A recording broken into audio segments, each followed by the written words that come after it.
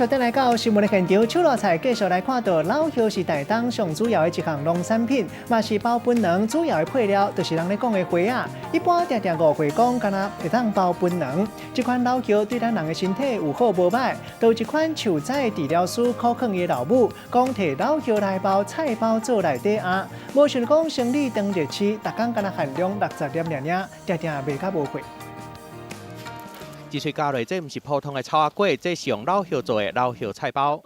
它的口感很 Q， 没有那种很呛的味道，完全没有。台东一个70外岁客人妈妈，因为伫咧做花园艺术治疗师的查某囝家鼓励，用老叶来做菜包，意外受到人客欢迎。老叶加做接了后，掺入去盐、糯米甲蜂内米面粉内底软软的，接包菜布豆皮，放伫咧拄拌落来老叶顶的，尾啊用人绳来吹，唔免半点钟，老叶菜包就吹好啊。我说那是槟榔叶。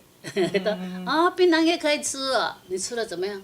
就是好吃，我再来买。老叶因为是槟榔主要的配料，所以无啥人爱食。不过其实老叶对咱人的身体是真好的。对固胃跟固肺其实都有相当的帮助。但它的种植非常重要，它必须友善。 它必须不要用化学化药，不要用农药。希望老叶卖个干那是槟榔的配角，母仔囝做伙上山去买无喷农药的野生的老叶。老叶菜包一工含量60粒，希望会当互更加侪人食到这个特别的好滋味。记者综合报道。